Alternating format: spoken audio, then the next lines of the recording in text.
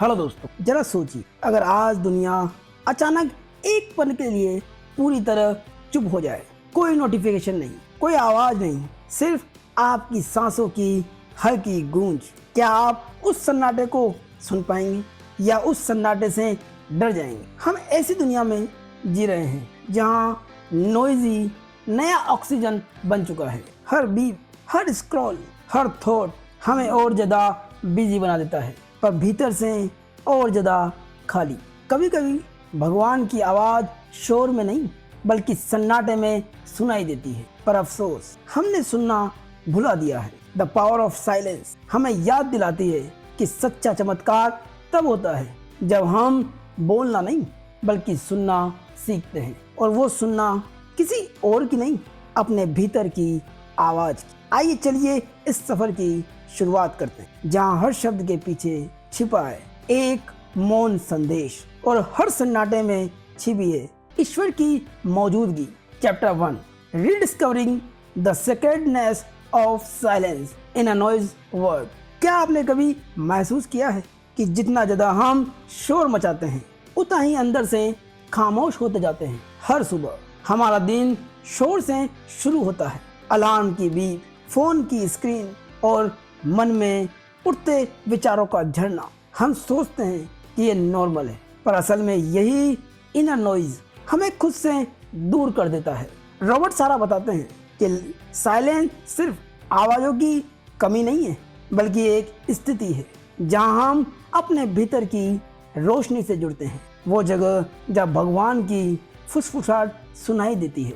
आज की दुनिया में नॉइज सिर्फ बाहर नहीं, हमारे भीतर भी है। हर पल नोटिफिकेशन, रील्स, ब्रेकिंग न्यूज़, इतना डाटा, इतनी जानकारी कि हमारा मन एक ओवरलोडेड सर्किट बन गया है। हम सोचते हैं मुझे कुछ सुनाई नहीं देता, असल में हम खुद को नहीं सुन पाते। इस शोर ने हमें सतही बना दिया है। हम बातें करते हैं पर कनेक्शन नहीं बनता, हम सुनते हैं पर समझते नहीं, हम प्रार्थना करते हैं पर उस प्रार्थना को फील नहीं करते। जब हम साइलेंस को कॉन्शियसली चुनते हैं तो पहली बार हम सुनने लगते हैं, न कि सुनाई देने के लिए। लेखक कहते हैं शांति वही जगह है जहां ईश्वर हमसे बात करते हैं, और यह सिर्फ धार्मिक नहीं बल्कि स्पिरिचुअल ट्रूथ है।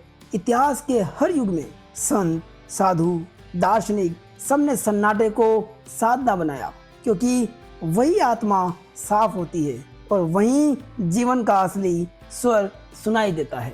जरा कल्पना कीजिए, आप पहाड़ों में हैं, हवा ठंडी है, चारों ओर शांति, बस पक्षियों की हल्की चहचहाट और आपकी सांसों की आवाज।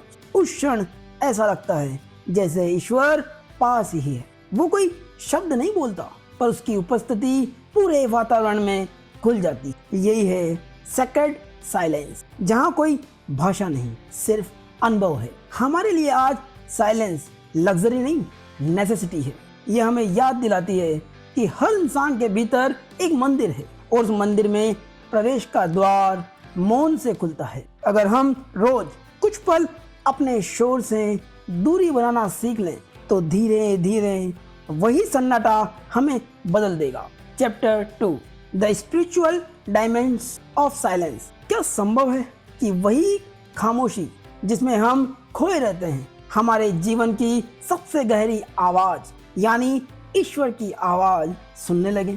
बहुत से लोग सोचते हैं कि प्रार्थना या ध्यान केवल शब्द बोलने का काम है, पर असल में जब हम बोलना बंद करते हैं और सुनते हैं तो कुछ अलग ही होता है। रॉबर्ट सारा बताते हैं कि साइलेंस एक ऐसी आध्यात्मिक स्थिति है जहां आत्मा को सुनने की क्षमता मिलती है, न कि केवल सुनाई देने वाली आवाज के बाद प्रतिक्रिया देने की। हमारे भीतर एक शांत स्थान है, जब हम उसे खोलते हैं तो शब्दों के परे एक संवाद शुरू होता है, एक सन्नाटा जो बोलता है। लेकिन ये आसान नहीं है। हम इतने व्यस्त हैं कि हमारी लिसनिंग मसल लगभग सुस्त हो चुकी है। हम प्रार्थना करते हैं, हम ज़्यादा बार वही विचारधारा दोहराते हैं, चिंता, योजनाएं, यादें, यही अंदर की आवाज़ों का शोर हमें असली शांति से दूर रखता है और कई बार हमारी अपेक्षाएं भी प्रॉब्लम बन जाती हैं। हम चाहते हैं कि गॉड तुरंत कुछ बोले, कोई चमत्कार हो जाए। जब ऐसा नहीं होता तो हम निराश हो जाते हैं और साइलेंस को ही खाली समझ लेते हैं। लेखक कहते हैं साइलेंस में मिलने वाला अनुभव भाषाओं या इमोशन का नहीं बल्कि अंतर आत्मा का होता है। जब हम अपना इनर पोस्टर बदलते हैं, हम मांगते हैं, ज़्यादा सुनते हैं, तभी धीरे धीरे एक मुलाकात संभव होती है। इसके लिए लेखक एक प्रैक्टिस का सुझाव देते हैं। पहले शब्दों को कुछ देर के लिए रोकिए, सांस पर ध्यान दीजिए और सिर्फ ये पूछिए मैं क्या सुन रहा हूँ। इस तरह की सरल नियत से अवेयरनेस बढ़ती है। इस छोटे छोटे अभ्यास से मन की तीव्रता घटती है और रेस्पेक्टिव स्पेस बनता है। अंदर से एक सकारात्मक संकेत आते हैं और अचानक आता हुआ साफ ख्याल जो आपको घबराहट नहीं बल्कि शांति देता है। और कभी कभी एक स्पष्ट दिशा आ सकती है कि जीवन में किस ओर बढ़ना है। कल्पना कीजिए आप एक पुराने चर्च में बैठे हैं, चारों ओर सन्नाटा है, आप बोलते नहीं पर एक हल्की रोशनी जैसे भीतर आ रही है, एक शांत स्नेह जो शब्दों से परे है। वही अनुभव एक तरह की शांति जो डर मिटा दे और एक सूक्ष्म स्नेह की अनुभूति दे जो बताती है आप अकेले नहीं हैं। यह अनुभव अक्सर अचानक नहीं आता, ये धीरे धीरे आता है और आते ही आपके भीतर का दायरा बदल जाता है। डर छोटा हो जाता है और भरोसा गहरा हो जाता है। ईश्वर का अनुभव करना हमेशा भौतिक संकेतों में होता है। अक्सर वो अंदर की इनर क्लैरिटी और नए साहस के रूप में आता है। साइलेंस एक माध्यम है। रोज थोड़ा थोड़ा अभ्यास करके आप उस संवेदनशीलता को विकसित कर सकते हैं जो अल्प शब्दों में भी ईश्वरीय संकेत पढ़ लेती है। आशा और धैर्य की जरूरत है। साइलेंस का लाभ अक्सर समय के साथ खिलकर आता है। Chapter 3 battle against noise, challenges and distractions. अगर आप हर दिन 1 घंटे का शोर फिल्टर लगा दें, क्या आपकी जिंदगी, रिश्ते और काम 3 महीने में बदले हुए दिखेंगे? नॉइज सिर्फ बाहर की आवाज़ नहीं, ये एक सिस्टम है जो हमारे ध्यान और आत्मा दोनों को चुरा लेता है। हमारे समय का आधा हिस्सा नोटिफिकेशन के नाम पर बिखर जाता है। नोटिफिकेशन उस समय को चुरा लेता है और बाकी का ज़्यादातर हिस्सा अंदर की बेचैनी से भर जाता है। रॉबर्ट सारा कहते हैं कि पहले हमें शोर की पहचान करनी होगी, तभी हम उसका सामना कर पाएंगे। हमें कई चुनौतियों का सामना करना पड़ता है। फर्स्ट, बाहरी शोर, ट्रैफिक, मीडिया, ये सब हमारी चेतना को छोटे छोटे टुकड़ों में बांट देते हैं। सेकंड, आंतरिक शोर, चिंता, प्लानिंग, पुरानी यादें, ओवरथिंकिंग, ये अंदर की ध्वनि है जो साइलेंस बनने ही नहीं देती। थर्ड, सिस्टमिक डिजाइन, आज के डिजिटल युग में एप्स और प्लेटफॉर्म्स ऐसे बनाए गए हैं कि हमारा ध्यान जल्दी जल्दी हटे, हमारा फोकस लेवल कम हो, क्योंकि ये प्लेटफॉर्म अटेंशन इकोनॉमी पर आधारित होते हैं। फोर्थ, आदत का जाल, कभी भी फोन देखकर आराम मिलता है, इसलिए दिमाग तुरंत रिवॉर्ड के चक्कर में फिर से स्क्रॉल करने लगता है, क्योंकि उसमें शॉर्ट टर्म हैप्पीनेस छुपी होती है। इन सब कारणों से हम रोज छोटी छोटी चीजें खो देते हैं, सुकून, ध्यान और अक्सर अपनी आध्यात्मिक संवेदनशीलता भी। इस लड़ाई को जीतने के लिए रॉबर्ट सारा 3 सरल कदम सुझाते हैं। फर्स्ट, आइडेंटिफाई, सबसे पहले नॉइज के स्रोतों की सूची बनाइए। कौन सी चीजें आपकी शांति चुरा रही है? फोन, टीवी, अनगिनत एप्स, कुछ भी हो सकता है। सेकंड, बाउंड्रीज, छोटे स्पष्ट नियम बनाइए, जैसे रात के 9 बजे के बाद नोटिफिकेशन बंद कर दूंगा या काम के दौरान फोन को एयरप्लेन मोड पर डाल दूंगा। थर्ड, प्रैक्टिस, रोज छोटे छोटे साइलेंट पॉकेट्स रखें, 5 से 10 मिनट के ब्रेक जहां आप सिर्फ सांसों पर ध्यान दें। इन तीनों कदम से अटेंशन धीरे धीरे लौट आता है। शुरुआत में ये कठिन लगेगा, कंसिस्टेंसी से आदत बन जाती है और नॉइज कम होने लगता है। Chapter 4, the relationship between silence and the word of God.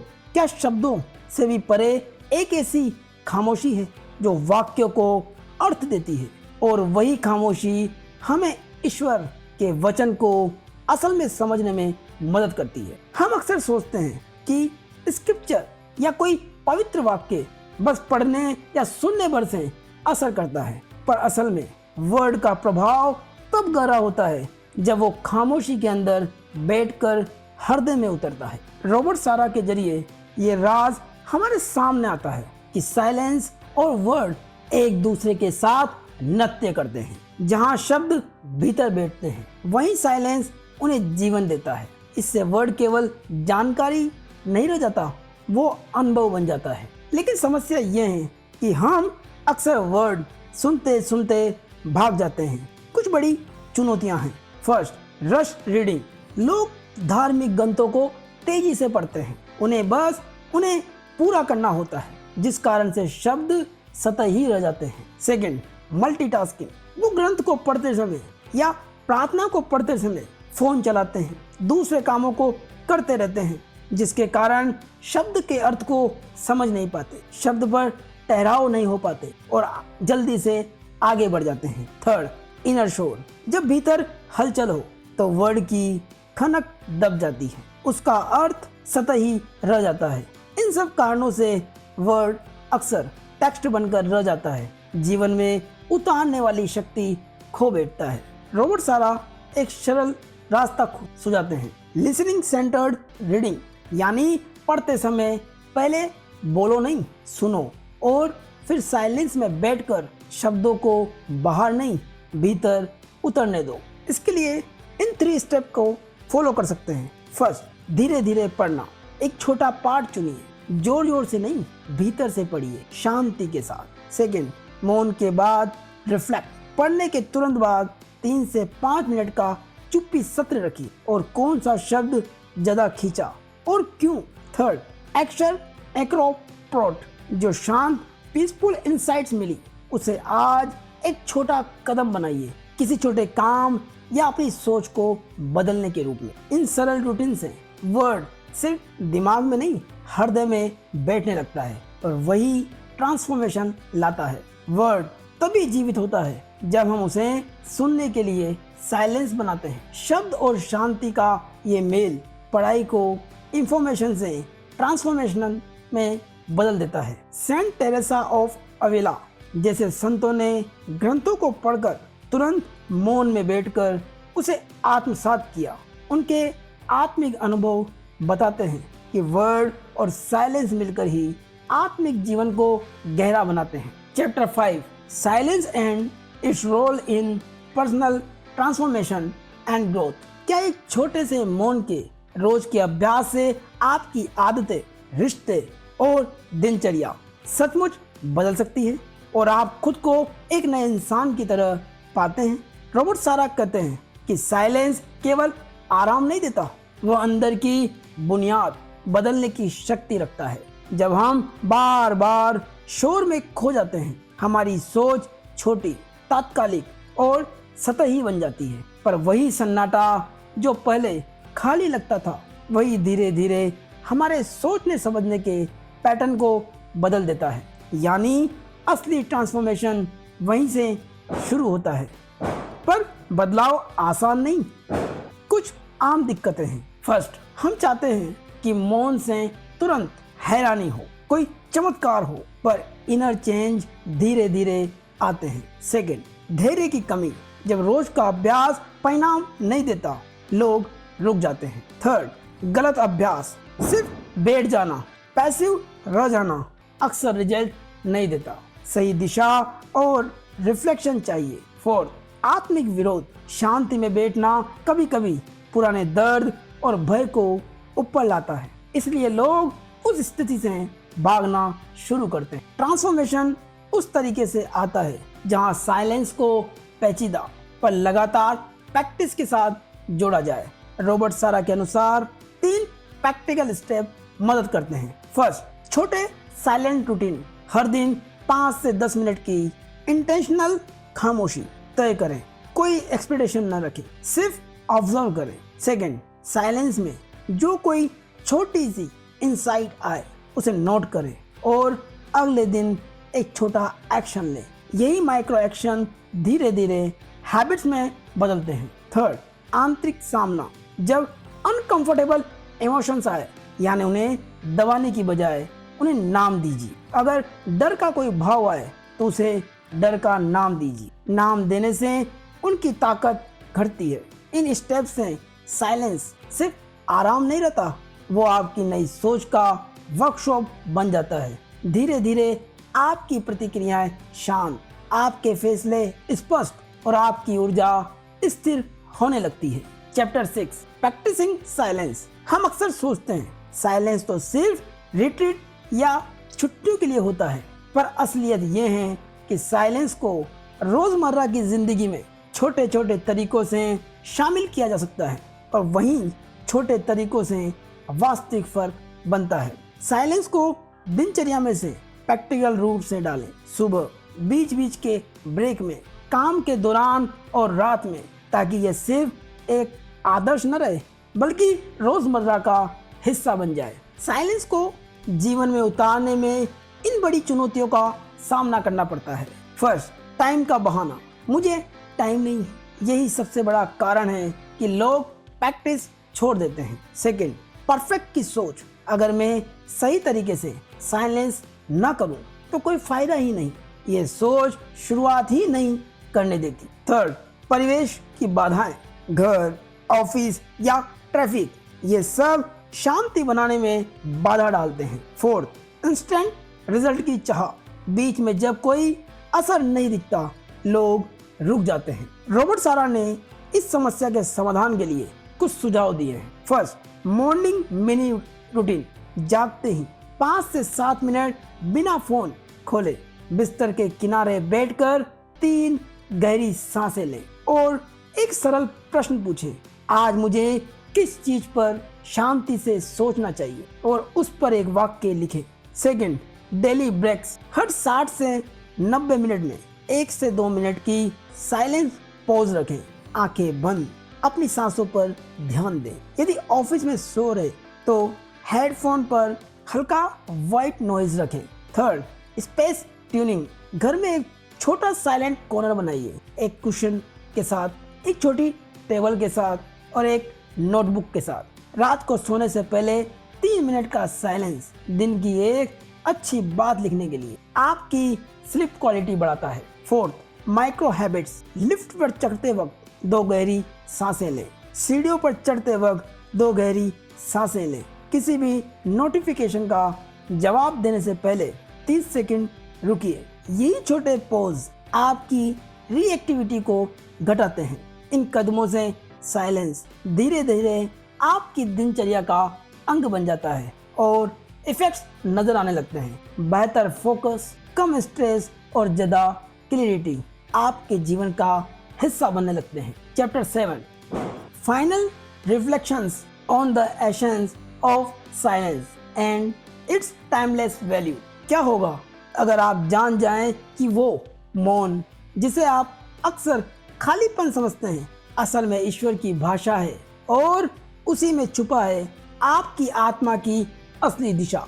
हर इंसान के भीतर एक आवाज है, न बहुत ऊंची न बहुत धीमी। वो आवाज आपको तब सुनाई देती है जब बाकी सब आवाजें थम जाती। यही साइलेंस की ताकत है, जो क्षण जब आप खुद से और ईश्वर से जुड़ते हैं। इसी अंतिम अध्याय में हम समझेंगे कि साइलेंस सिर्फ एक स्पिरिचुअल प्रैक्टिस नहीं, बल्कि जीवन जीने की स्थायी कला है, जो मन को शुद्ध करती है, आत्मा को जगाती है और जीवन को अर्थ देती है। हम सब इस भ्रम में जीते हैं कि शांति मिलती है जब शोर बंद हो जाए, पर असल सच्चाई यह है कि शांति तब आती है जब भीतर का शोर शांत हो जाए। बाहर का शोर है सोशल मीडिया, न्यूज़ और रिश्तों की उलझनें, जो हमें हर पल बाहर खींचती है। भीतर का शोर है पछतावा, भय और आत्मसंदेह, जो हमें खुद से काट देते हैं। साइलेंस का डर है कुछ लोग मौन को खालीपन मानते हैं, इसलिए उससे भागते हैं। मगर मौन कभी खाली नहीं होता, वो एक जीवंत जगह है जहां आत्मा और ईश्वर आमने सामने बैठते हैं। साइलेंस केवल अनुपस्थिति नहीं, एक उपस्थित अनुभव है। जब हम सच्चा मौन अपनाते हैं तो 4 चमत्कारी बदलाव आते हैं। फर्स्ट, आत्मिक जागरूकता, आप अपनी भावनाओं और विचारों के साक्षी बनते हैं। सेकंड, धैर्य और विनम्रता, आप हर बात में प्रतिक्रिया देना छोड़ देते हैं, आप देखने वाले बन जाते हैं। थर्ड, स्पष्टता, निर्णय लेना आसान हो जाता है क्योंकि मन का कोहरा छट जाता है। फोर्थ, संबंधों की गहराई, अब आप दूसरों को सुनते नहीं, महसूस करते हैं, और यही साइलेंस का असली उपहार है। सुनने की कला, ईश्वर की आवाज ऊंची नहीं होती, वो धीमी होती, और सिर्फ शांत हृदय ही उसे सुन सकता है। अब एक आखिरी पल के लिए आंखें बंद कीजिए, सोचिए, क्या आपने आज उस आवाज को सुना जिसने आपके दिन को चुपके से चमका दिया? वो आवाज कोई शोर नहीं, वो मौन है जो बातें नहीं करती पर सब कुछ महसूस कराती है। अगर आप हर दिन सिर्फ 5 मिनट उसे खोजते हो, वही छोटा सन्नाटा जो डर को छोटा कर दे और दिल को हल्का, तो कल आपकी राह आज से ज्यादा साफ दिखेगी। याद रखिए, ईश्वर की भाषा तेज नहीं होती, वो फुसफुसाहट में आती है, उस अंतराल में जो हम अक्सर छोड़ देते हैं। तो दोस्तों, ये वीडियो पसंद आया हो तो लाइक करें, कमेंट करें और चैनल को सब्सक्राइब करें और हाई बटन पर क्लिक करें। धन्यवाद।